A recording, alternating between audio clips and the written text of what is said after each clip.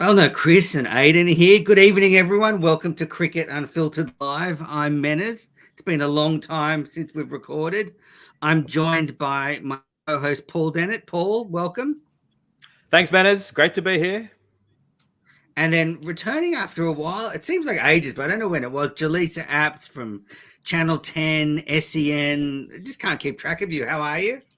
I'm good. I'm actually in Brisbane for Magic Round, and I am missing the best game of the year of the NRL right as we speak to be with you. Manners, for your information, Magic Round is something in the NRL, which is the National Rugby League. It's a sort of a 13-a-side game of tackle football. He's been rebranding. He knows. I know, Surely but I know. Actually, it's all fake. I'm so shocked you wanted to do it at this time with such an important game on, Manners. Yeah, look, it was really hard for me to make this decision, but yeah, I'm gonna sit this one out. But I mean, great to catch up. We have been conversing, but not about cricket. Jaleesa Apps hates Elon Musk, which I didn't know. Yeah, I do. I think Oz Cricket Pod could be chucked off Twitter any minute. But yeah, I'm already off it. You're off Twitter, are you? I've been off Twitter for about 2 months now. Is your life immeasurably better? I thought you just blocked me. No, I would never block you. I had to block the whole world, so I just thought it was easier to go off Twitter. But then Elon Musk decided to buy it, and I thought, wow, I've never made a better decision in my life. And quite frankly, he won't even buy it. It's just another attention-seeking thing, probably. Yeah, he probably those were the tone of our messages. You're like, Jaleesa's not a fan. I don't care about Elon Musk either way. Oh, I just think he's a little bit tragic. He's just always seems to be doing a lot of things for attention. I'm like, you know what? With all that money, couldn't you just, I don't know, save some people? Or I'm just not. What about going? Would you like to? What about going into space? Why? Well, why not? Why not? Why? Can we maybe fix the planet we're on? Maybe we'll have to leave. Some of the stuff he does. I just find him a little bit like some of the tweets are a little attention seeking, and I'm not into it. All right, let's get to the main fare. Yeah, I don't know if anyone tuned in for Elon Musk slamming. How good is Ange Postecoglou? I've just been in love with the great man. I watch all his press conferences, his deep, gravelly voice, and to be fair, we really played well tonight. And the whole of Scotland loves him. It's just fantastic. I have become a Celtic fan overnight. It's wonderful. Australian having great success over there. I've been on for the ride. It's been magnificent. All right, let's go to the cricket. Just speaking of Australians doing great things on the world stage, Greg Norman doing excellent stuff. So thumbs up to him. Not that I'm defending Greg Norman, but we seem to be getting very angry about Greg Norman, and we're not so angry about the FIFA World Cup where 6,500 migrants have already died building it. Yeah, I agree. They're both disgrace. Norman's an idiot, and the World Cup should never have been in Qatar. It's an absolute disgrace. Yeah, so this is the debut of our new current affairs program, rebranding. This is just ranting with the three of us. Why don't we just rant about all the people we don't like? All right, let's start from the top. So because Jaleesa is not on Twitter, she doesn't know, but I put out a tweet saying this is going to be the last show for a while because, I just thought it was time to take a break. I'm a bit worn out and I've got a few other things going on. And then, we'll just take a break for now. I've got a holiday in July for a couple of weeks and then we come back fresh, ready to, because I see the schedule that Cricket Australia put out and we're going to need to be battle hardened. Like we're going to need to take some annual leave like the cricketers do and just freshen up for the road ahead. The problem is though, we do criticize cricketers when they sit out the less important parts of cricket, don't we? And then when they come back for the big events, and we're kind of doing the same thing.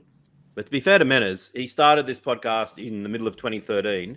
It's now 9 years later, and I think aside from the odd 3-week break here or there, he's pretty much done it every week for 9 years. So I think he's got the runs on the board. Yes, no, I'm not having a go at Manners. I'm having a go at I'm having a go at the fact that we have a go at people. But no, Manners, you're very deserving of a break. You do dedicate a lot of your time to this. Yeah, I just need a mental freshen up. Good for you. You do you. And it's a good time. Like, there's not a lot of cricket going on. And then, you know, I want to be fully ready for the big tours. A bit like Pat Cummins just pulled out of the IPL. You are that's our sort Pat of how I see. Cummins That's of this how I see podcast. myself. Exactly. Absolutely. And you want to be ready for the New Zealand and Zimbabwe tour of Australia in August. Well, that's when we'll be returning just after that. Well, look, it's the old show, so let's get into it. We've got lots of cricket headlines. Then we've got a lot of listener questions. Then we're going to wrap it up with Can't Let It Go.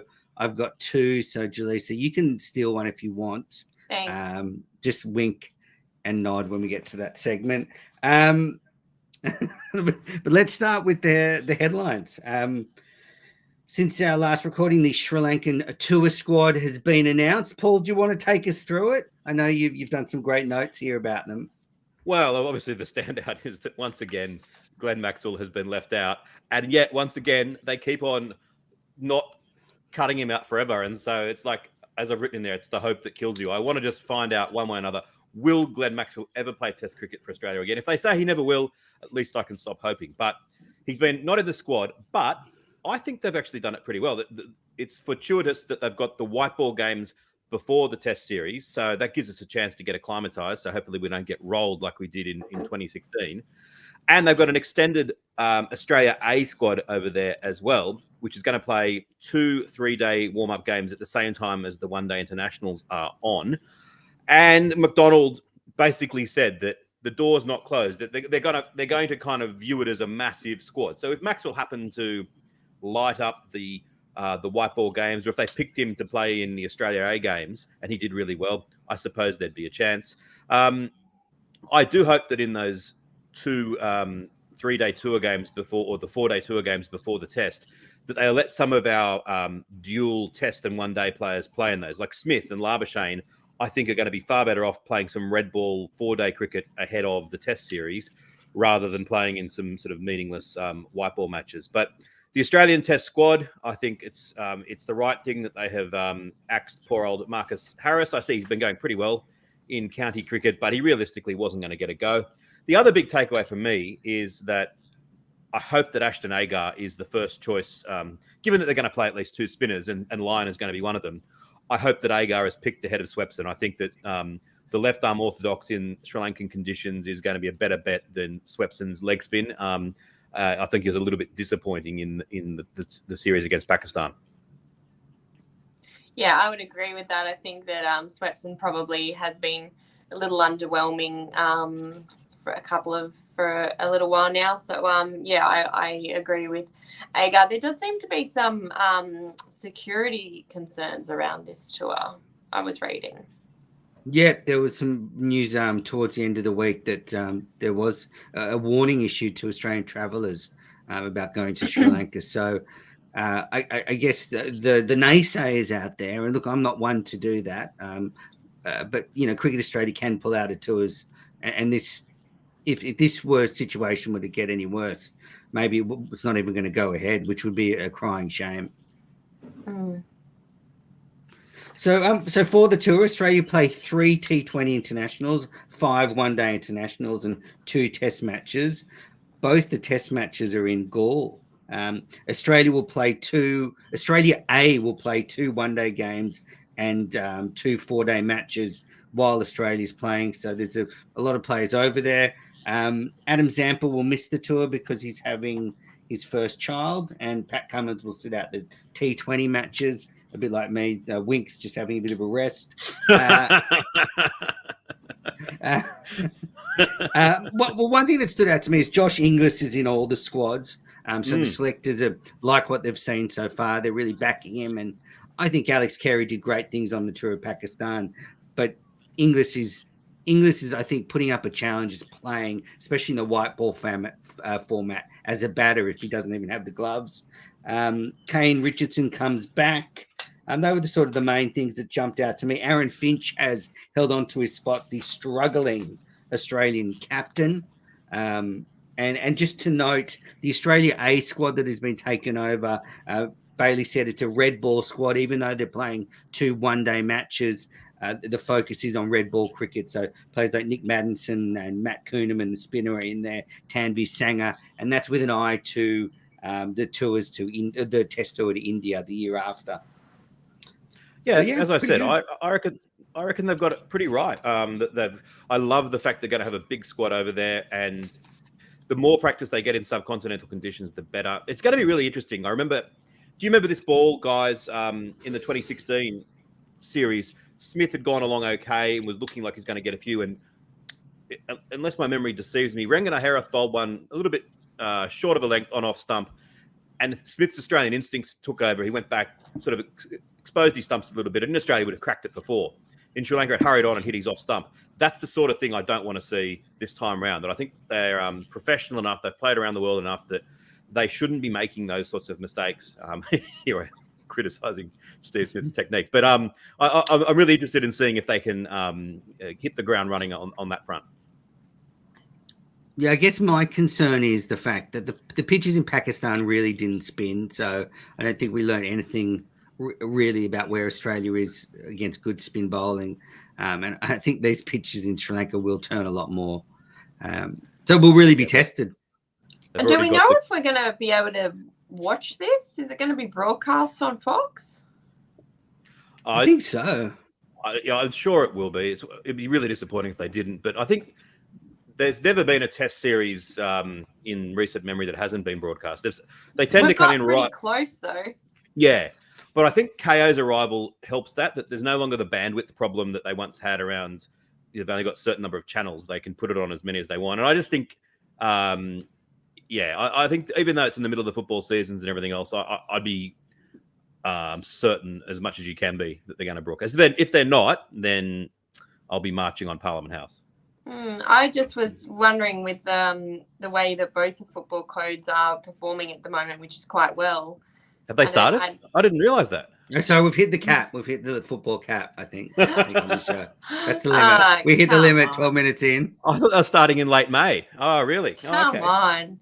Has anyone got a Panthers Storm update for me? You can pull your phone out and keep it out next year.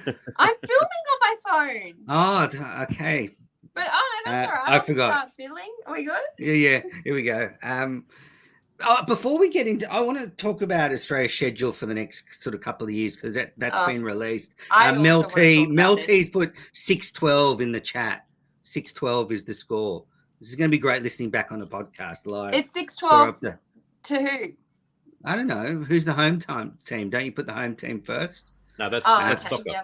Yep, football. We were going to record, Jaleesa. Did you just correct me from saying soccer to football, you moron? I'm saying it with an Australian audience in mind. If I say football, half the country doesn't know what it's going to be. If I'm in England, I call soccer football. If I'm in Australia, for clarity, I call it soccer. Don't you dare correct me on that front. We get corrected on this all the time because now we broadcast A-League at Channel 10. You can't say soccer, but you can say the Socceroos. 6-12 to 12-6. 12-6, yes. In the 25th minute.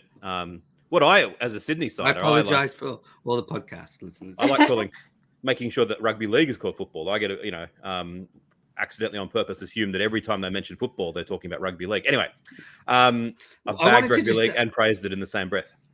I just wanted to ask Jaleesa something, but we were going to jump on the day after Shane Warne's memorial service because you went down there and covered it. Paul, I watched it live. Paul watched it on delay, but you were actually there. First question is, how's the health? Because you'd lost your voice the day after, so you sort of have you got the dulcet tones back for Channel 10? And 2, what was Warnie's memorial like? What was it like, I guess, to be there? Well, first of all, I lost my voice for then 2 weeks. I just haven't been the same since COVID, to be honest. If you can avoid getting COVID, I would highly recommend it because I feel like it's really destroyed my overall health. Anyway, that's slowly getting better. I lost my hair, actually. I lost a lot of hair after COVID. So if anyone's doing that, don't worry. Apparently that's normal. That happened to me too. You're funny.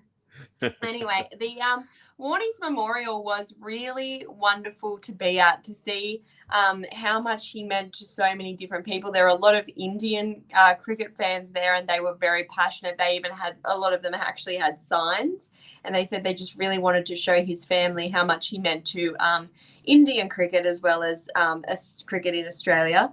And so talking to them, but there was a lot of families that were there that were just felt for his family and wanted his family to see a big crowd, was the feedback. The actual service, I thought it was really great. I don't know if it was because I was up high in the broadcast area, but I actually found the sound inside the stadium was not great, and I actually resorted to watching it on my phone with my headphones in, so that I could actually hear people's speeches. I don't know, it was kind of reverberating a bit, so I found the sound in the stadium was a bit disappointing. But in terms of the whole overall memorial, I thought it was really classy the way it was done and very moving. Any little behind the scenes experiences? I heard there was, lots of cricketers, and everyone had flown in. Yeah, there was definitely, wherever you looked, there was a lot of cricket faces, or people that had been involved in cricket, not necessarily just players. I saw Gilly as he was walking in, taking a few pictures with some fans, but yeah, there was cricketers everywhere, and it was a really nice goodbye, and just such a rock star goodbye. Like, imagine having a memorial that has tickets. Like, that is such a life so wonderfully well lived, isn't it? So, yeah, it was very moving and very sad. I actually feel like it hasn't still sunk in for a lot of people until we get to the next summer. I feel like that's when it'll really hit everyone that we're not going to hear his words anymore, whether you agreed with them or whether you didn't agree with them. Everyone liked hearing them, whether they like to admit it or not. Yeah, I agree. It's it doesn't seem real still. Yeah. I agree. Almost every day I have to tell myself that Shane Warne is actually not with us anymore. Yeah, it's devastating, but you can just, I think the one thing that came out of all the stories that were told by here, like the Australian cricketers and NASA and everyone, was just how authentically he lived his life, and I just really love that. It's such a good way to live and be remembered. Well, you can never change your phone screen now, Jaleesa. I know. With Warnie I know. in the Raiders shirt. It's Warnie on there forever. Yeah. All righty. Well, let's segue from that into Australia's cricket schedule for the next 2 years. It is absolutely jam-packed with stuff, some more exciting than others. So we just covered the Sri Lankan tour. Then we dive into 3 ODIs versus Zimbabwe and New Zealand in Australia in August and September. So I wonder where they would play them, Cairns or Townsville. I wonder what the venue will be. Darwin. The problem is just that the one-day Super League was brought in to try to give one day as some meaning and some context, but it's kind of then requiring, Australia hasn't met its commitments, so we have to squeeze these games in. For a start, we might as well play T20s, given there's a T20 World Cup coming up. They might as well at least get some valuable warm-up.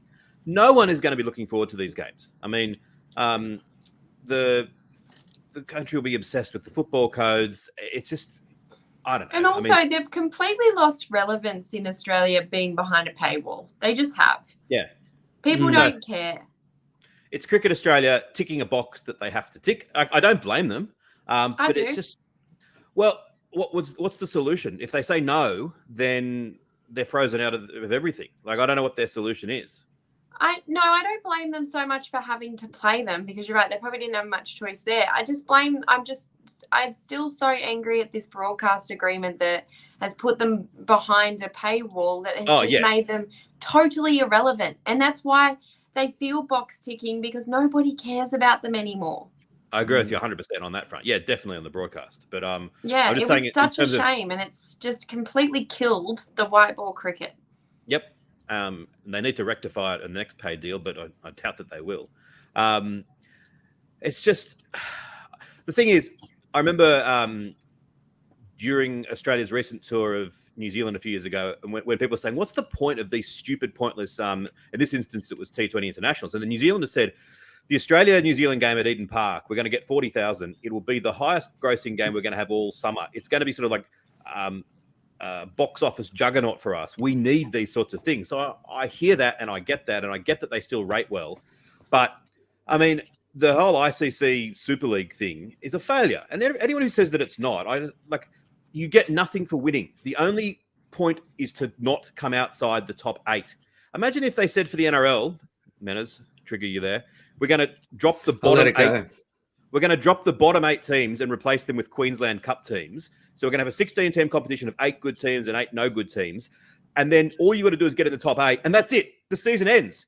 There's no finals. It's just you qualify for a distant World Cup that you were always going to qualify for. I just don't get it. So Warnie's suggestion at one point was, with the rise of T20 cricket, cut all 50-over cricket except for the World Cup. I'd add to that maybe the Champions Trophy, and if they could bring in 1 or 2 other sort of mini tournaments, I'd be all for that.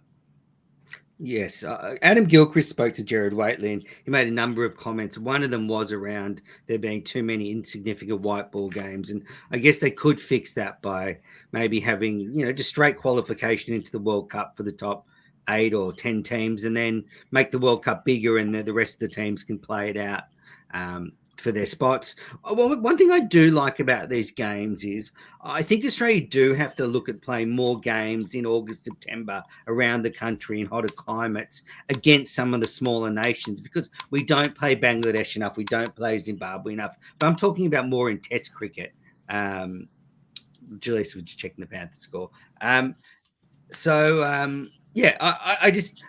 like that creative use of Australia's climate, the fact that we can play basically all year round. But I prefer it to be test matches. Plus, if they're going to use that time to clear up some of the schedule, then it comes on to they need to have January free for the top players to play in the. Is there a disturbance on the line? Yes, there's a gremlin. Yeah, I don't know whose it is. Well, I can't hear. It's definitely Julissa. Can you hear now? Yeah, it's not something on Julissa's end. We'll just... All right.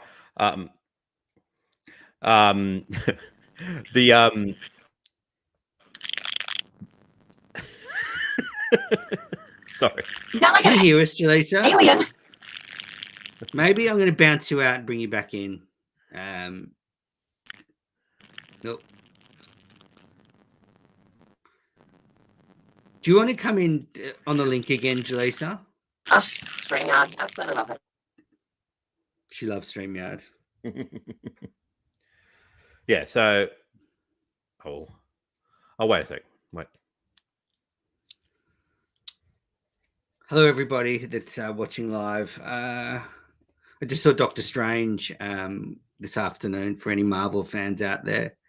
I would say one of my more favorite Marvel franchise movies. I saw the previews for Top Gun Maverick. I mean, surely, Paul, Top Gun was your era, mid-'80s growing up. And the new one looks great.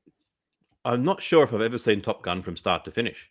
I've seen lots of bits and pieces of it when it's been on TV, but I don't think I saw it in the movies in the original time. Like, I know all the sort of the storyline and Goose and Maverick and all that, but I think maybe I have seen it. Yeah, I liked it.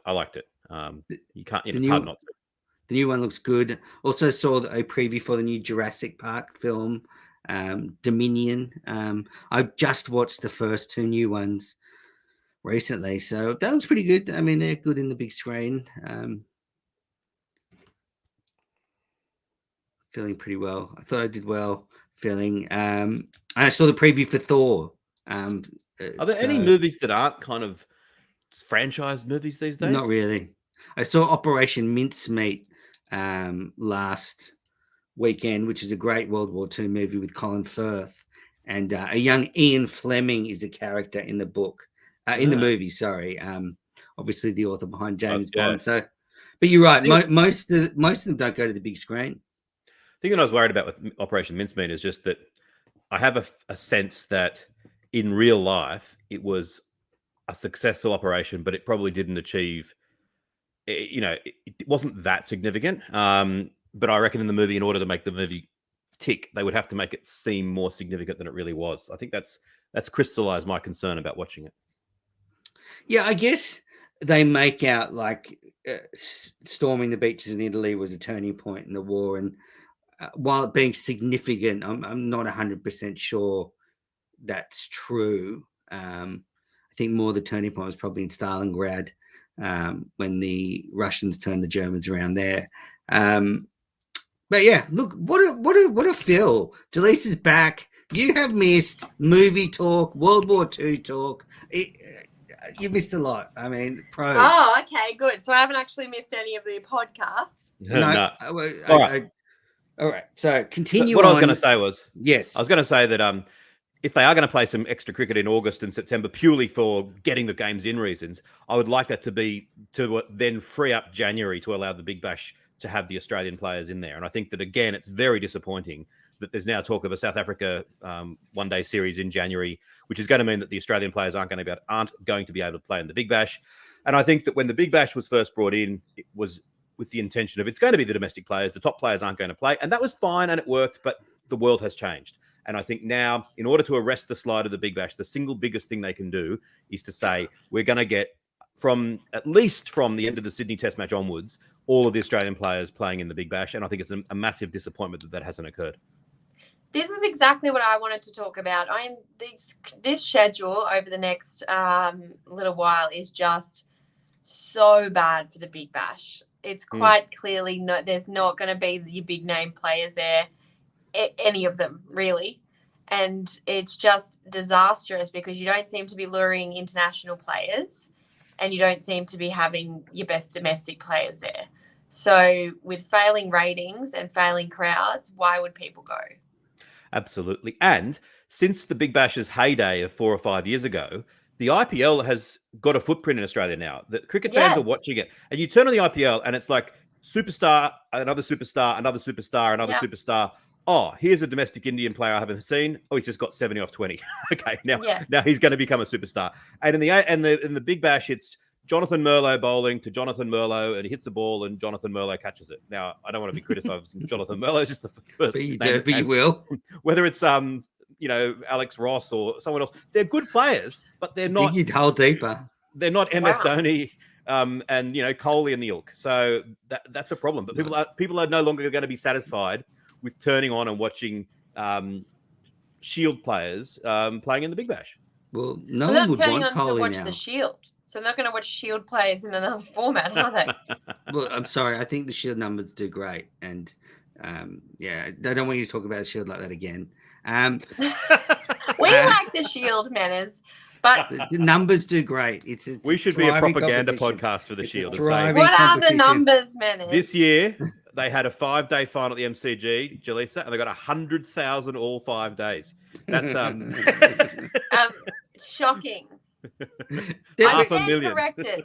But apart from the IPL, you talk about the other tournaments. The Pakistan Super League and, say, the Caribbean Super League that are ahead of Australia, if you look closely, the standard of their overseas players aren't actually that much different to the Big Bash. It's the fact that they have their best players in there as well. Exactly. So Adam Gilchrist, in this interview to Jared Waitley on Jaleesa's SEN network, said the BBL is just not going to improve until the best players compete.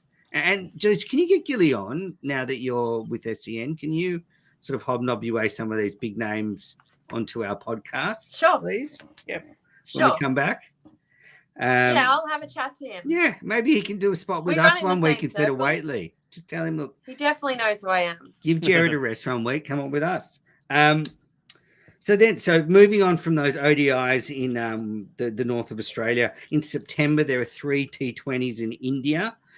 So that's obviously just to feel a commitment and a good bit of warm-up leading into the T20 World Cup. And then we host the West Indies and England in 6 T20s in October, leading into the T20 World Cup. I don't mind that because it's preparation for the World Cup. They're nonsense games, but you need that preparation. So I'm totally on board with those ones because there's a World Cup coming up straight after it. Mm. Oh. Then after the World Cup in October, in November, Australia's hosting England for 3 ODIs. Again, I think the same criticisms of before. They seem a bit just a bit random. Then in December, January, this is the good stuff, the red ball stuff, the test stuff. Well, red and pink ball. We host the West Indies in 2 tests, and it's incredible. We haven't played them in a test series since 2015. And then South Africa for 3 tests. So they'll be the Boxing Day and the New Year's tests. Finally, South Africa, the buffoons, have agreed to come to us when in our big box office, rather than saying, "Oh no, we're starting our own Boxing Day Test match," which soon turned into a Boxing Day T20 with a crowd of about 4. They're going to come down to the MCG and get about 70,000, which is so shooting themselves in the foot, having not been down here in the premium. The fact is that we're the big dogs, we're the kings. You got to do what the big dog says, and that's what we said. If there's some sort of rugby union thing, I'm sure South Africa would dictate to us. Actually, they would probably dictate to them that as well. But it'll be great to have them at the MCG and the SCG finally for the first time in 15 years? Yeah. I hope we can exact revenge for that horrible Sandpaper Gate tour. It's time to absolutely ice them on our shores like they did for us. I mean, so I'm looking forward to that. There'll be a lot at stake there. Then moving from those tests, February, March, this is the big one. Australia go to India for 4 test matches. So that's box office. Then we just roll on to the Ashes tour. I'm not sure if you're familiar with that series, but we're due in England next June, July. So that's actually a pretty early summer Ashes, which actually makes me a bit nervous because it'll be seaming around. Yeah, I'm already planning my holiday. Yeah, we're gonna go, aren't we? We're gonna go. Yeah. Let's I want to go back to the whatchamacallit in the in Birmingham. What's the stupid pub? The Walkabout. Walkabout, yeah. Yeah. Some of the things I saw there last time were amazing. I want to be back there. I want to get amongst it. Let's do it. Birmingham was so good. I enjoyed it so much. It's one of my favorite holidays of all time. You don't hear that about Birmingham too often. Well, yeah, I mean, I was there for the 99 World Cup semi-final, so I have similar fond memories.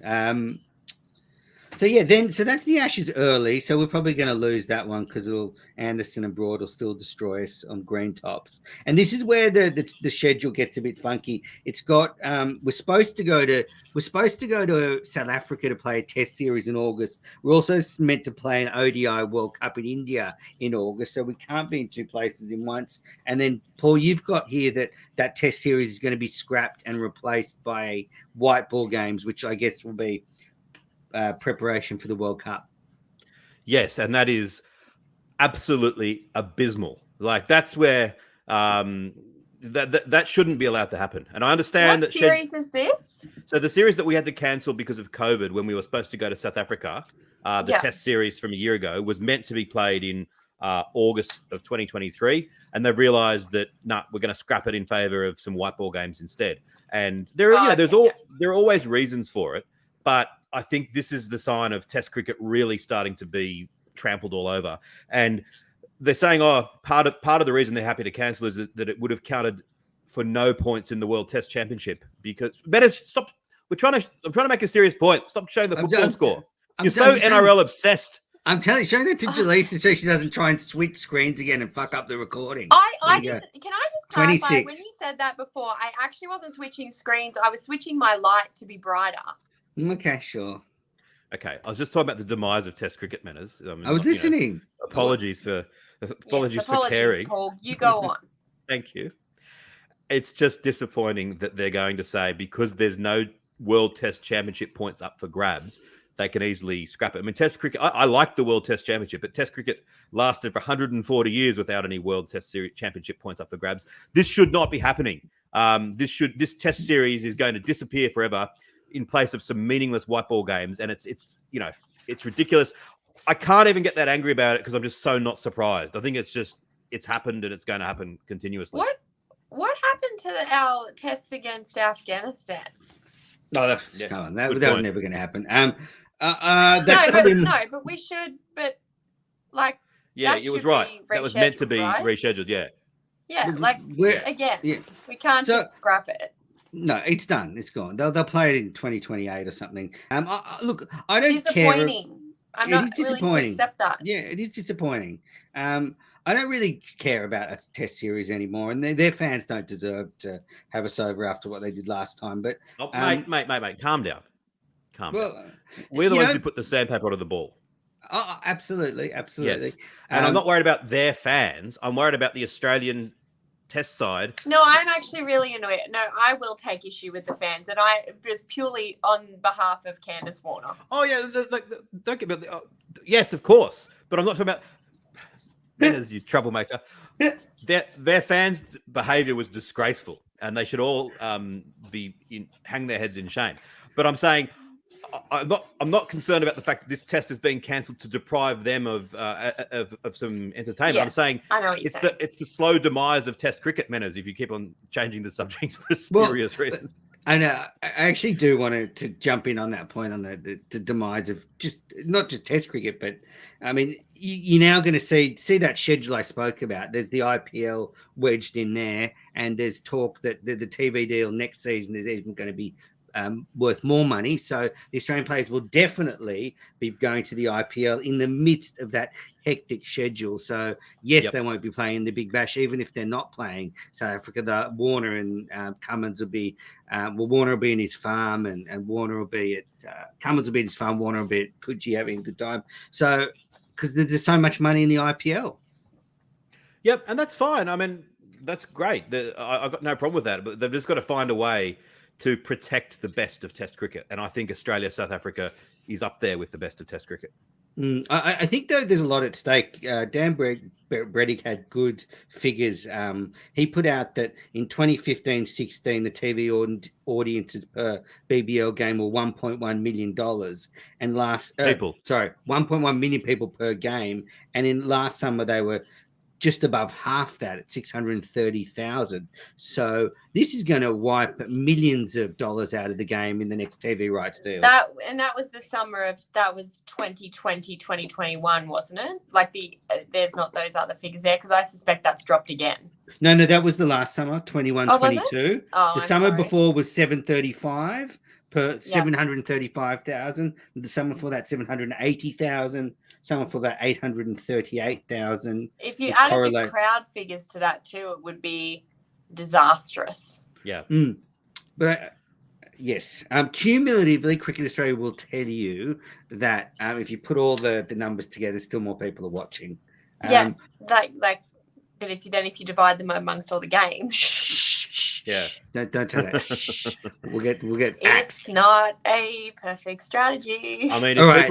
if people just did aggregates, they'd be saying crazy things like Jimmy Anderson's England's best ever bowler, which they all do say. Yeah, it's ridiculous. Yes, all right, thank you. next bit of news. The next headline. Social media was abuzz, and Jaleesa would know this, but Chris Lynn was axed by the Brisbane Heat in huge news for the Big Bash. This is as big as it gets. I wasn't surprised. I thought he was probably at the end of his run there, and it was probably time for him to go. There's reports by Ben Horn that he might not even play in the Big Bash next summer. Were you shocked, Jaleesa, when he was given the shown the door, so to speak? No, had no problem with it. Didn't I thought he upset got me. axed like 2 years ago from the Heat. Wow, What? no Sorry, fans what of did Lynn you say? here. I said I thought he got axed 2 years ago by the Heat. It was a joke, but Yeah. yeah. I mean, I wasn't particularly shocked, nor was I outraged as everyone seemed to be. Like, he's at the end. That's what happens. but they should try to keep him. I mean, if he went to Why? somewhere, not Brisbane, but the Big Bash Oh. should try to keep him. Like Why? I'd love to see him because he's entertaining, and his form hasn't been that bad. His form hasn't been as good as it was, but the last I looked at his numbers, that was he's still got a bit. If he went to Adelaide or somewhere and on a flat wicket, I reckon he could be really good. I'm dangerously close to saying the cliche of like it could be win-win, which is what Gilly said and what everyone's been saying, that Heat will refresh themselves, and maybe Lynn will refresh himself somewhere else. I think it would be disappointing if that somewhere else was the Bangladesh Premier League rather than the Big Bash, because I think he's still someone that if he's going off, he's one of the most entertaining players there is. So I guess, Paul, I mean, you'd rather watch Chris Lynn than, say, Jonathan Merlot, for example, yeah? Now, it's actually an honor to Jonathan Merlot because he was the first player that I thought of. So it's actually credit to him. I've done him. If you're listening, Jonathan, you're at the forefront of our thoughts. I'm sure he is listening. If it's a player I'm thinking about, he hit a ball onto like the roof at the SCG one Big Bash game. It was incredible. Why I'm talking about him. Yeah. Yeah. He's not a big unit, but he hit it a long way. But with the Chris Lynn thing, and this is actually not a slight on him because he had significant shoulder injuries and he actually probably needed to retire from first-class cricket. But it is actually a cautionary tale to young players that Lynn stepped away from first-class cricket at a pretty young age compared to a lot of other cricketers, and his form has suffered. And now he didn't play in the IPL the last couple of years. He was in the squads, but I just think it's sort of I think cricketers should try and stay with first class and red ball cricket for as long as they can and stay in the system, because I think when you're out, your form can drift and you can just lose that little bit of X factor that makes you a world beater. He's been out for a long time though, and he had a very good period after that. Yeah. Yeah, he did, but the last few years he hasn't. I think if he was playing more cricket, getting to the end of your career. Well, he's only 32. He's 32. He's young. He's not a rugby league player. This is young for cricket now. But Jaleesa does make a good point. Your point, I was nodding along to your point, man, is because it sounds plausible. But cricket's full of that, of points that are unquantifiable that just sound nice. And Jaleesa's called you out on that nicely.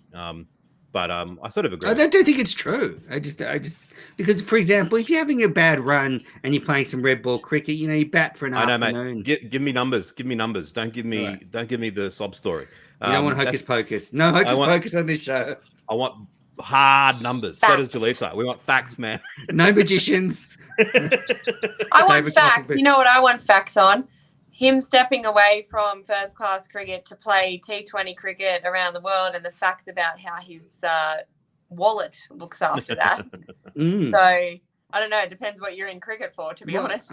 Yeah, it probably makes more playing as a bench player in the IPL than, warming the bench at Redlands up in Brisbane.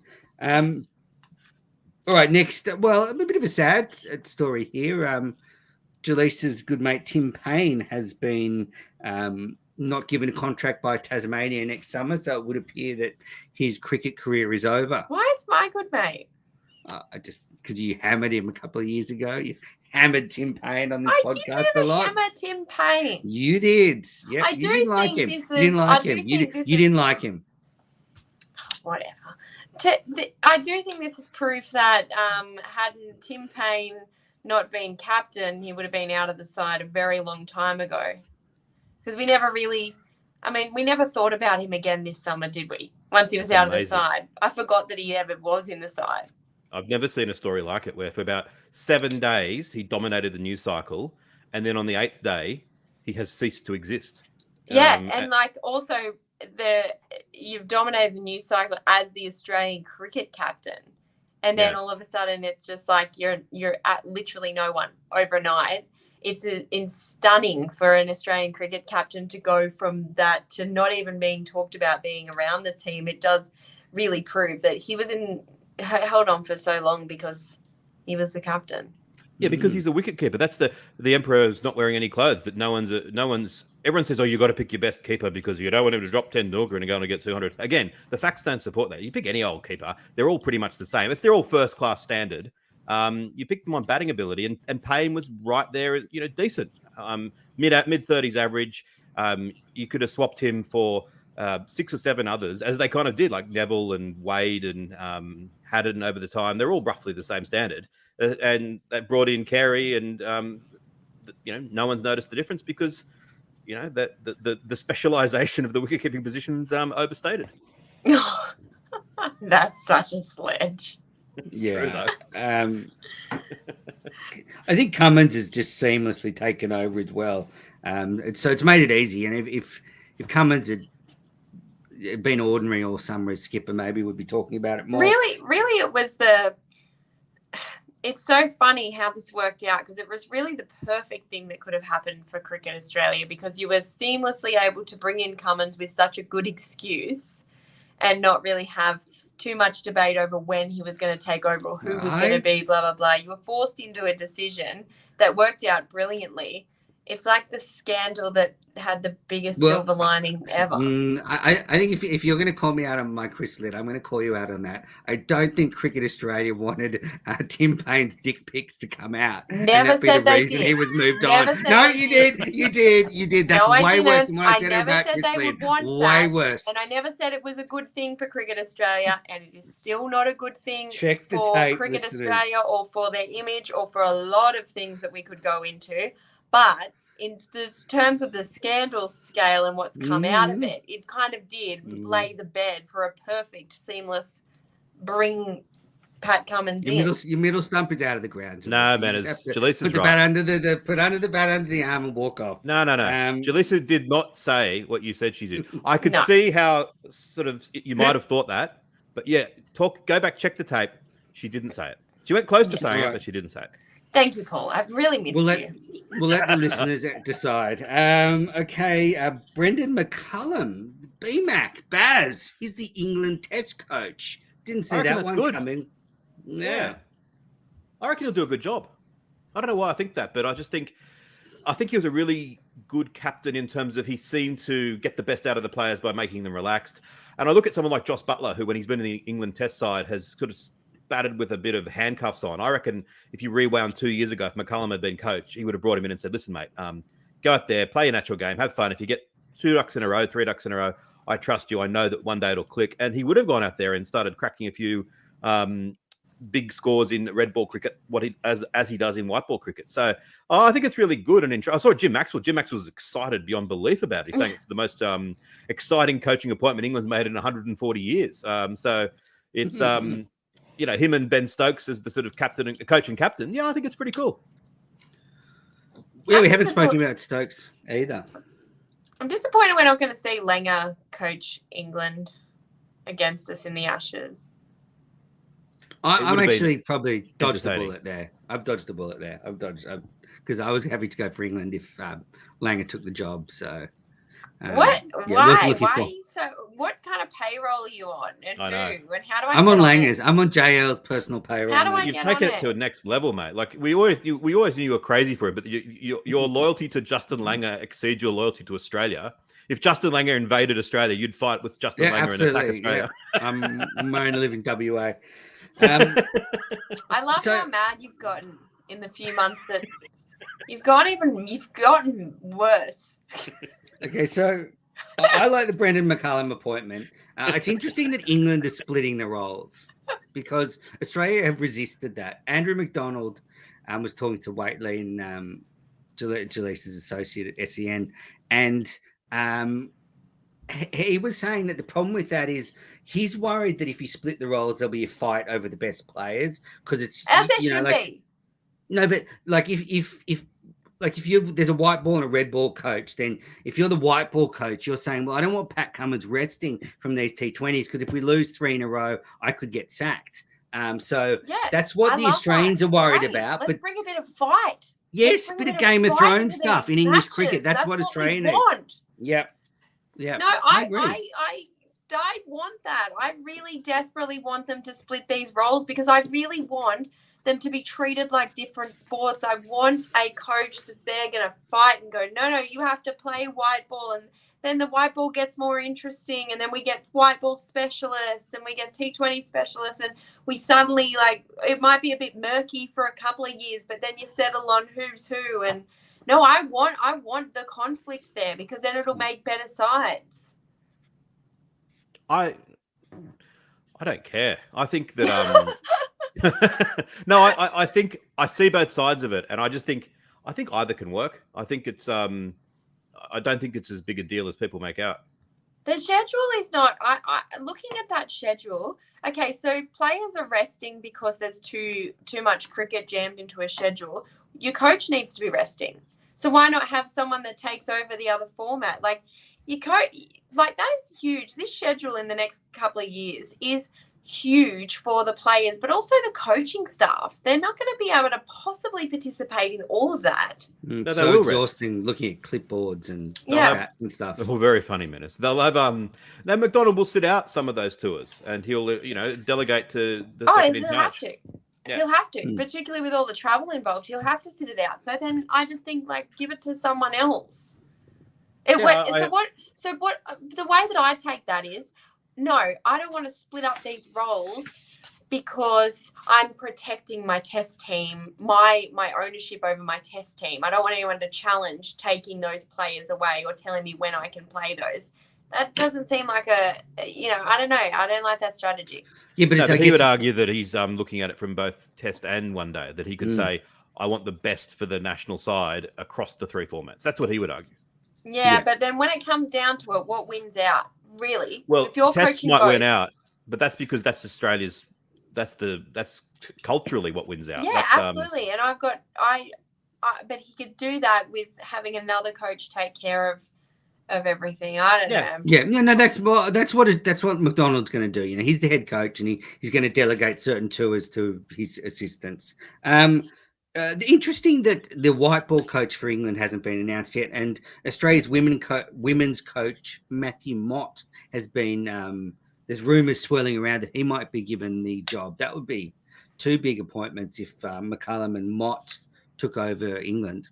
Just given what he's done with the women's side, I desperately hope that's not true. Yep. Next, a bit of news. Paul, you put down that Seb Gotch, the wicketkeeper from Victoria, is pulling up stumps. He's got a persistent finger injury. Yeah, I just saw that and thought it was a bit sad because we got to commentate on him scoring a century a couple of years ago. They then featured your call of it on Waitley, didn't they, Menas? When They did, yep. Waitley interviewed Gotch, and that interview with Gotch, he sounded like a really nice guy, smart guy, and it's a bit of a sad thing at 28 to have a persistent finger injury to have to give it up. I just thought, a little bit sad. Yeah, I went back and looked at the highlights of my commentary. I mean, Gotch's As you do every night. Gotch's 100. What a shock. And didn't Paul just say you both commentated on him? Yeah, but Menace was doing the ball by ball, so they didn't.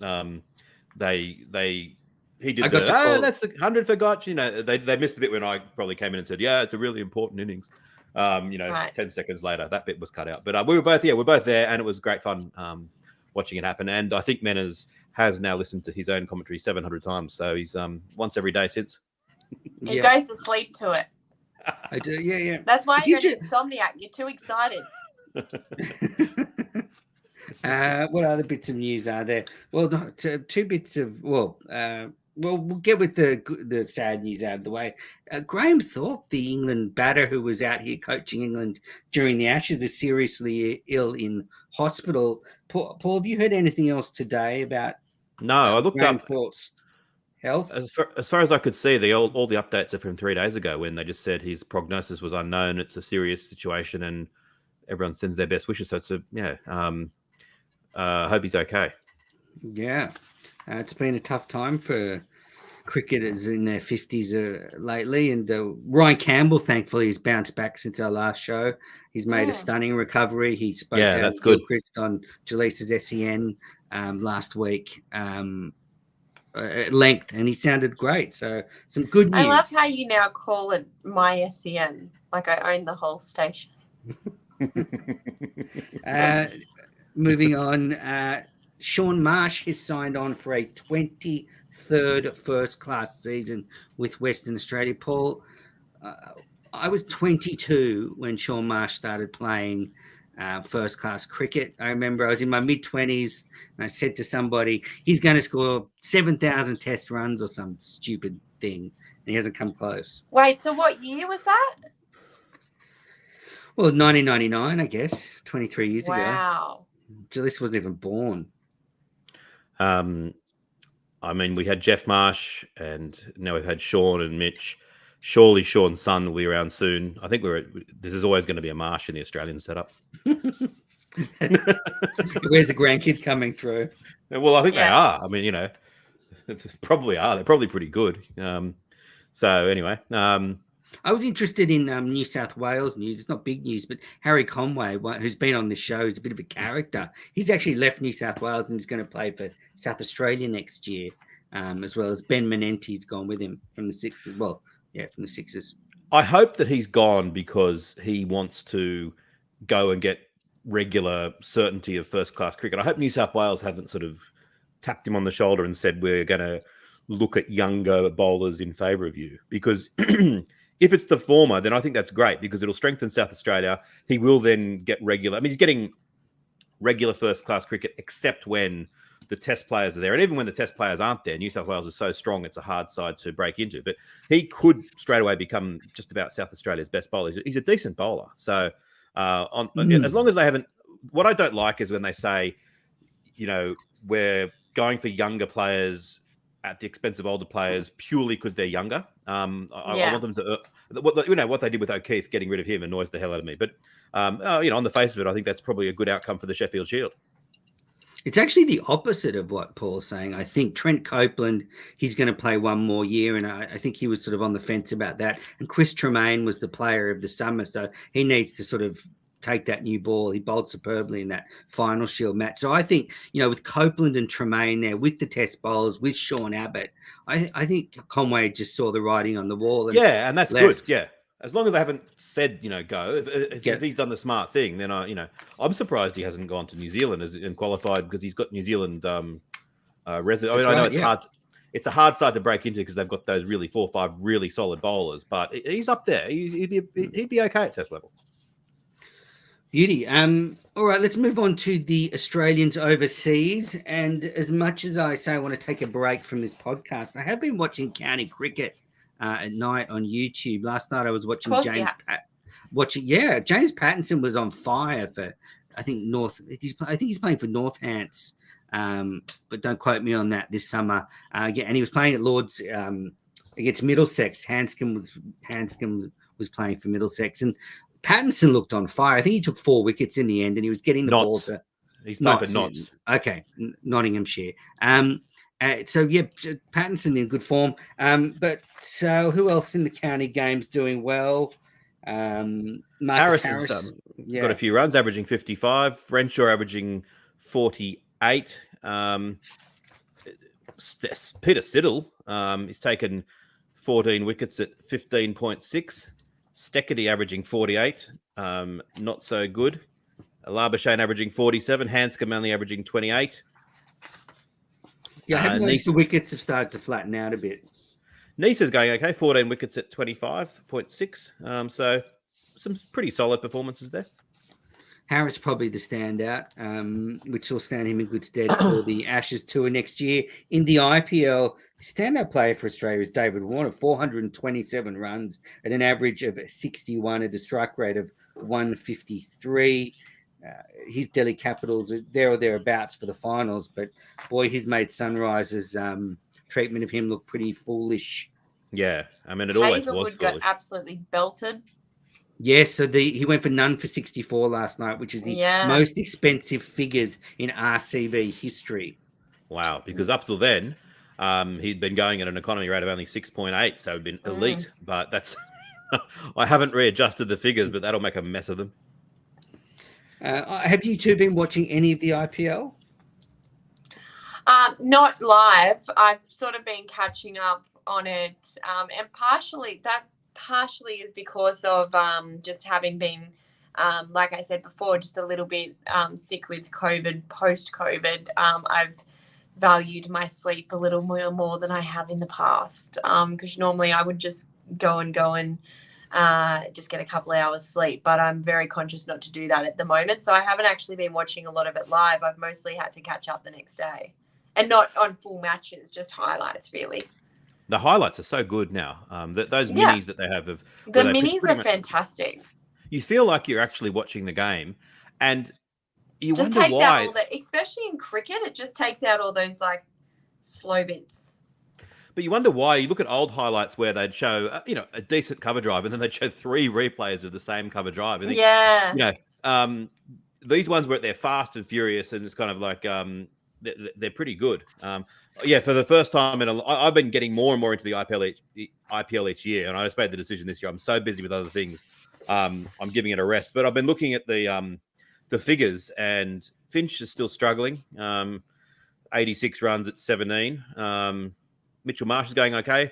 Maxwell must be infuriating as always. His strike rate is 168 and averaging 24, which is pretty good. But you just think, God, he could dial that strike rate back a bit and do so much well. But he's bowling all right as well. He's got an economy rate of 6.86 with his bowling. So, geez, he's a cricketer, Maxwell. Should be in the test side. Yeah, I've been watching bits and pieces of it. Like you, I love the KO minis. The two big teams, Delhi and Mumbai, have really struggled this year, which has been quite surprising. Yeah, there's no early game tonight, which was disappointing, but very good tournament this year. And the finals, I think, are going to be played pretty soon. It's getting to the pointy end of the tournament. All right. Now we have listener questions. I think that's all the news, isn't it, Paul? Have I missed anything? No, that's all. And just before we get into listener questions, just for those listening on the podcast feed, I've been churning out a lot of Menners Masterclass interviews releasing on this feed over the last few weeks. There's a few more to come. Great one coming with Robert Craddock soon. So they're coming out every Monday. Bit of bonus content. So to Actually, speak. While we are in the hiatus, I might release some of my history podcasts onto the main feed as well. So yeah, although you might not be getting any live shows, I've really enjoyed doing those history ones. I put a lot of research into them, which wasn't work because I was just doing it anyway.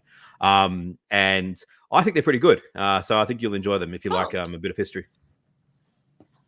Good job. All right. We'll start with the questions from Twitter. Anyone watching live, put them in the YouTube comments.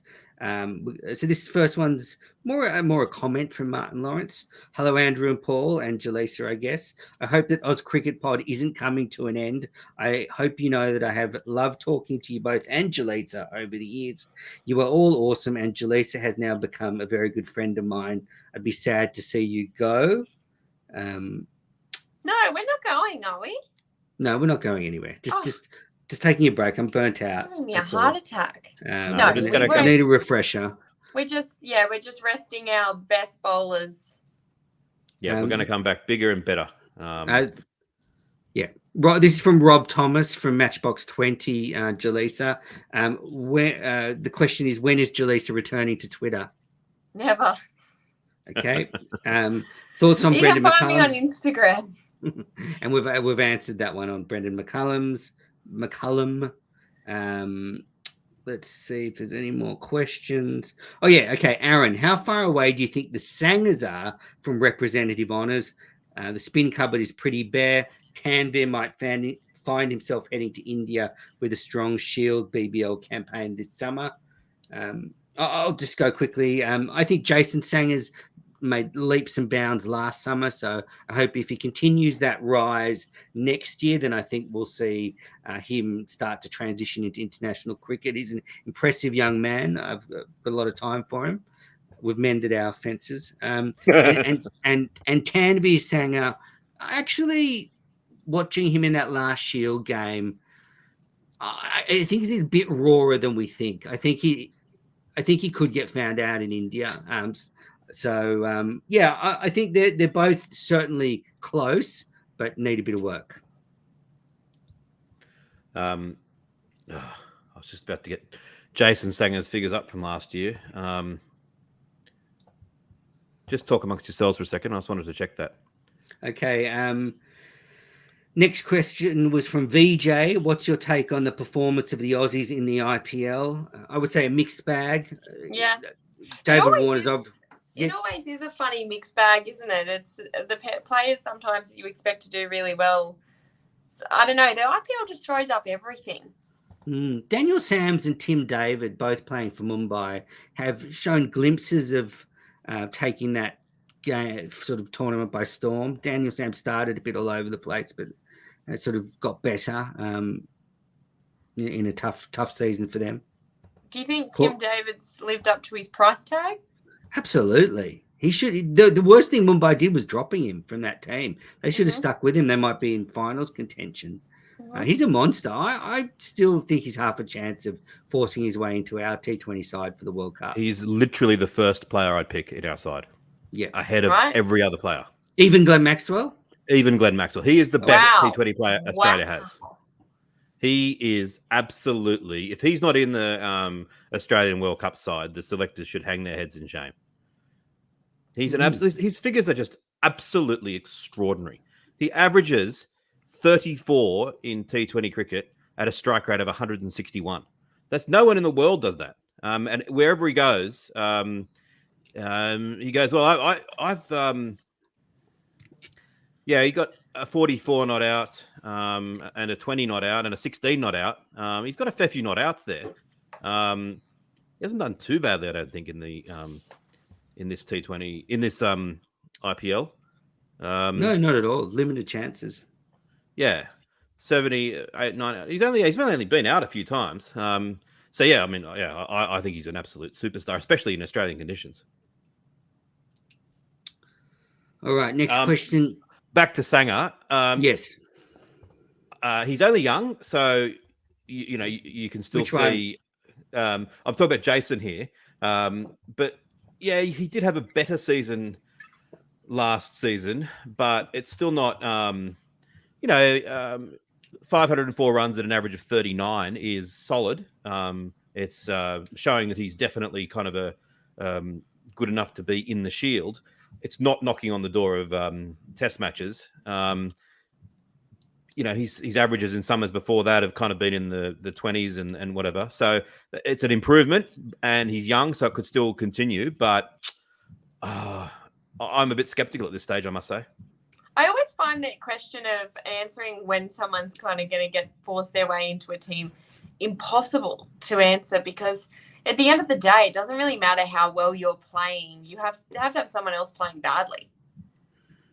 That's true, but also I think that there are some players that, like when Ponting was coming through, that there was just this feeling of inevitability that he was going to play for Australia because he was so good. I don't know, that's not many players are as good as him, but if Sanger had been, I was looking there, if he'd been averaging 60 this summer, then I'd be saying, yeah, he's definitely someone knocking at the door. But averaging in the high 30s, it's a good development, and if it continues to improve, maybe. But at this stage, I'm yet to be convinced. But as I said, he's only 22.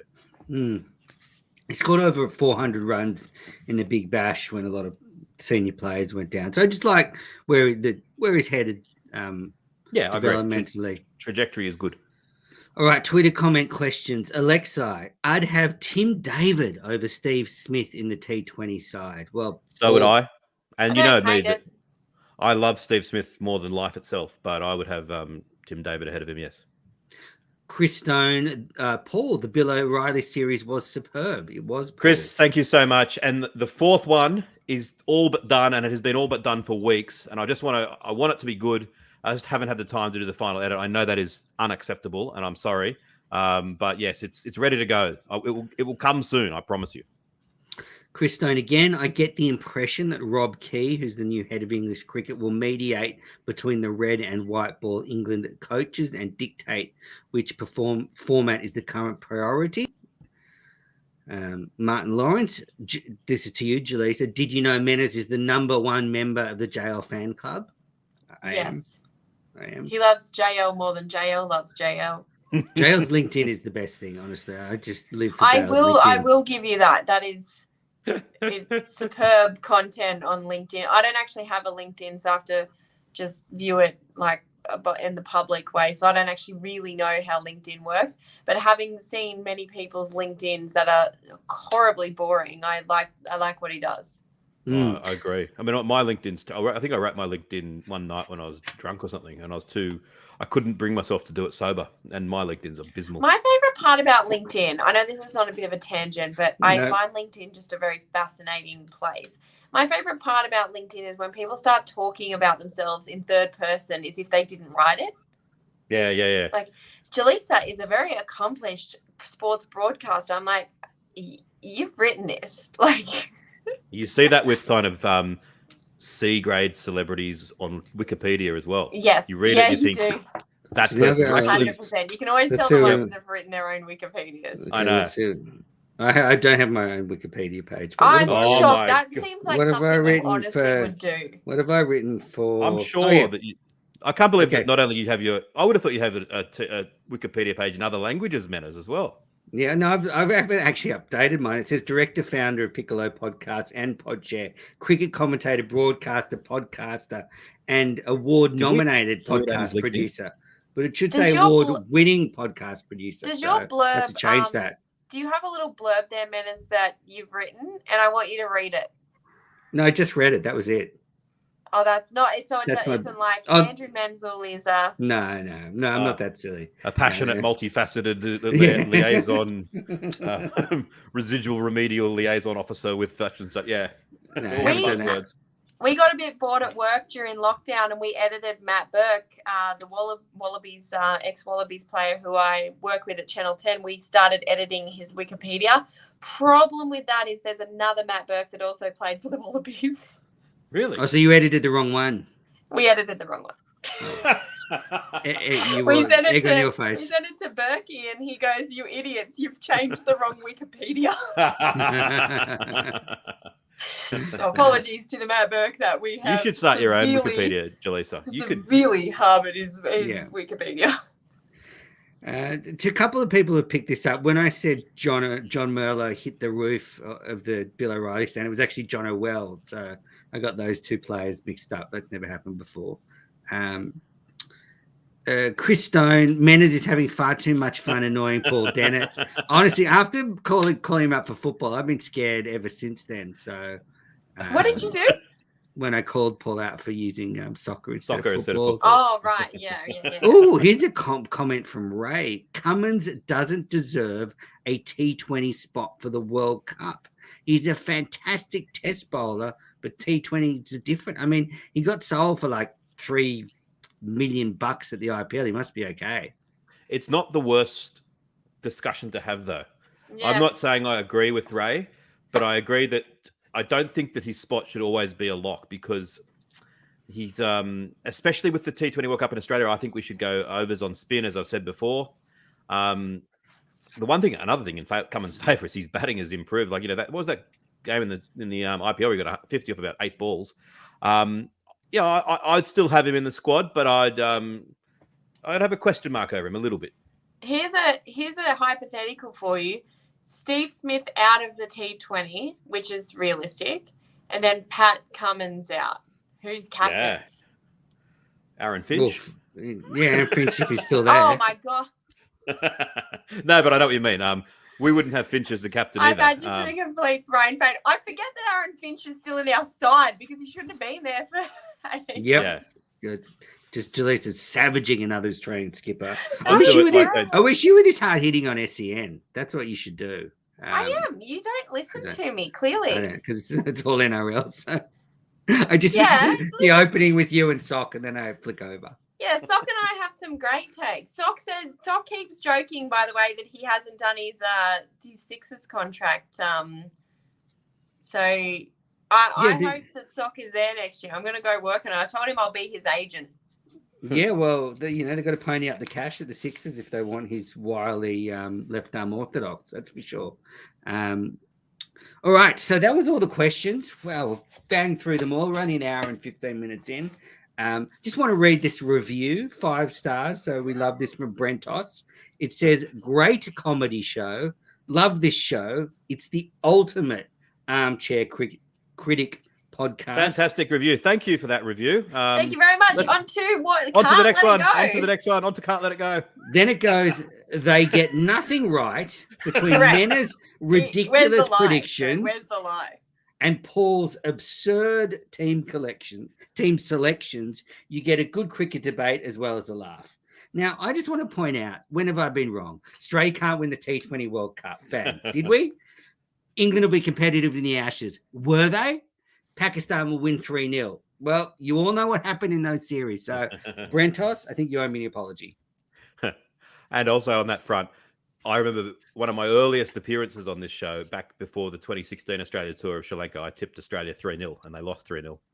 So, yeah, That was disappointing. You had I a few still think shockers in Menace and between I, then, though. In the last 6 years, you've had a few mistakes since I still then, think Paul. Menace and I thinking that Australia might even not make it through to the group stage of the World Cup might be our worst take on cricket ever.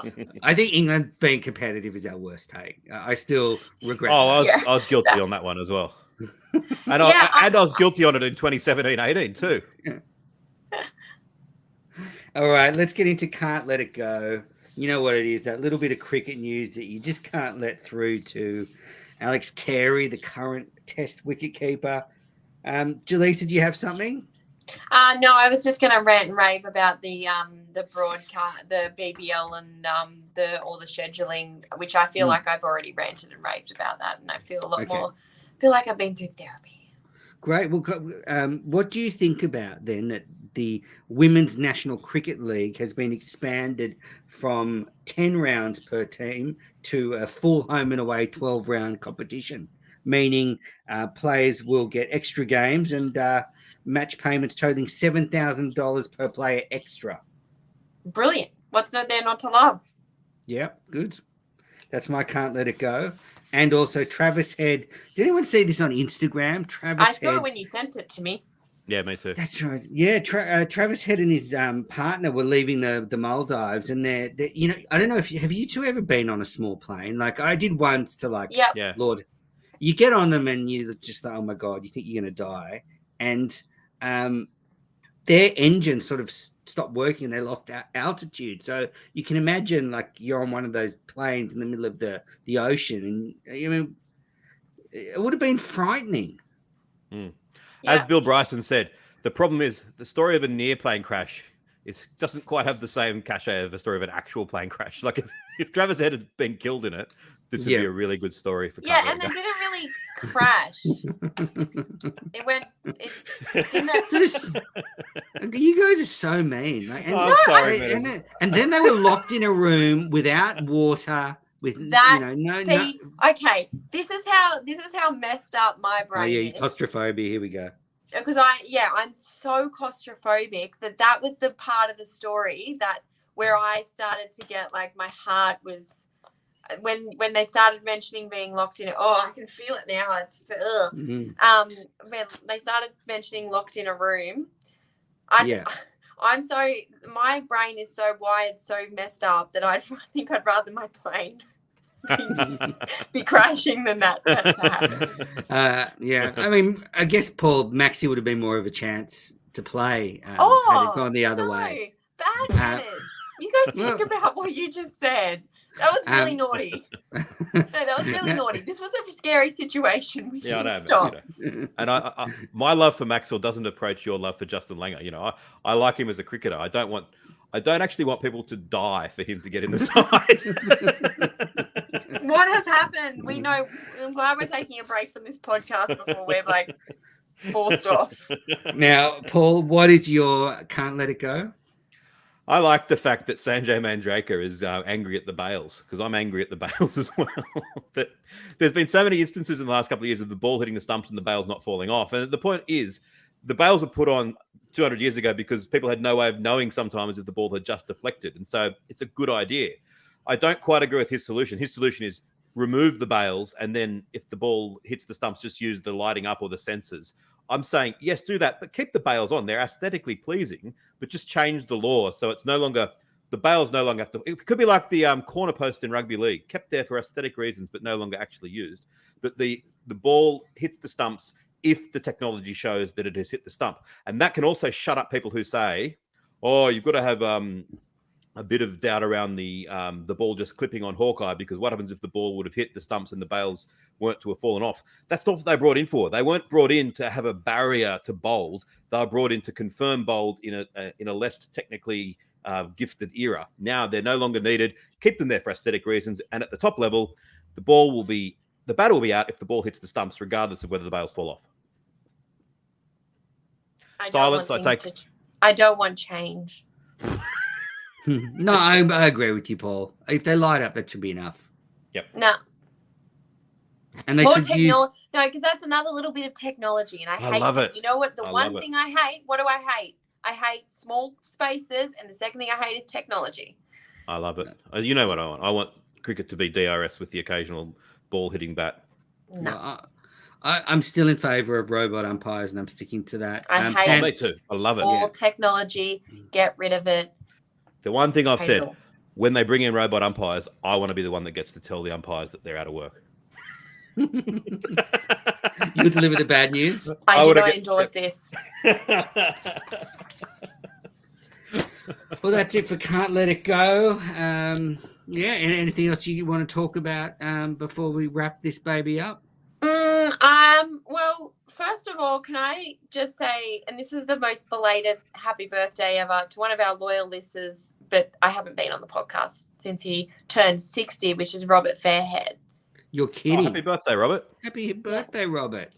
Yeah, so I saw him put a tweet up, and he had like a awesome swan's cake, and I just think he's been such a supporter of ours that it was a big milestone. So happy birthday. Happy birthday. And the other thing is, when are we coming back? I think we should talk about this on air.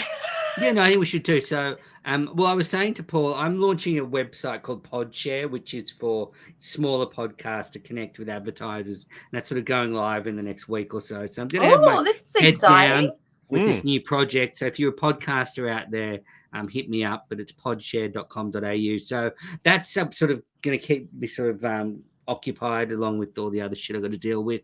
And then I've got a 2-week holiday in early July, heading to the USA. I just got to clear the head. I feel like the last 2 years has finally got to me, all the COVID ups and downs, and it's just Are you yeah, going it's alone not or like- are you taking the family? No, I'm going by myself. Men is Do on it the road. myself. Going by 2 weeks at myself. Fenway Park? I'll be based around Boston. Got a few things happening. Going to see a show. Maybe, yeah. Just gonna have a good time. See some friends. So that's July for 2 weeks, and then I come back, and that's when we'll kick things off again. Sometime Sounds good. sort of August, So I we're guess. basically around 2 months. Yeah, and I think that's perfect because I know, Jaleesa, you nose down with the NRL, SEN, they're hammering you. Plus, you just all over the place. Channel 10. So this is perfect. Come back in, sort of heading into the World Cup. Yeah, it'd be good. Yeah, cool. Yes, and in the meantime, I will get my history pods up, so you'll still have a bit of stuff coming up from Cricket Unfiltered as well. Yeah, and I've got a few more of those interviews. There's great ones there if you haven't listened to them. So, yeah, I think it's good just to clear the head a bit. I don't know if you two ever get that where you just feel like, a bit Constantly. stale. Did you say constantly, Jaleesa? Literally. I didn't know there was another state of being. What do you mean this is not? I can actually change this? And yeah, I mean, I've always enjoyed talking to you two. When we were messaging when we couldn't record a cricket podcast and we were venting about Elon Musk. I'd be happy just to chat to you guys every now and then, not about cricket, but no one would want to listen to that. Yeah, we can just talk about my unhinged feelings towards Elon Musk. Yeah, what was the other hot button issue we were getting into? Oh, in the God, I DS? don't know. Let's not go through the text on air. Okay. Let's wrap this up. All right. Well, but we had a huge summer. I mean, my last cricket commentary was in April. It just felt like a long summer. Yeah, it Yeah. is very long. Yeah. And you were doing a lot of commentary too in those really tough times where everyone had COVID and you couldn't really do much else. And yeah. Yeah, I had COVID and was back commentating basically 2 days after I was testing Yes. positive. I mean, Yeah. some heroes wears capes. Others. Some heroes commentator kick off new COVID clusters. Yeah, some commentators, make it to first grade. But yeah, then I've got some interviews leading into next summer, and so it's going to be lots happening. But look, thanks everybody for listening. Paul, speak to you soon. Jaleesa, well, I'll be listening and seeing you everywhere. But we'll catch up soon. Any everyone. messages to the listeners? Have a Any great what? couple of months. Any messages messages? for the listeners? Oh, no, just stay safe, everyone. And you can connect with us on our socials. Mine are only Instagram, but I do reply to everyone's DMs, and I like talking to people. Beautiful. Have a great couple of months, everyone. See ya. Bye bye.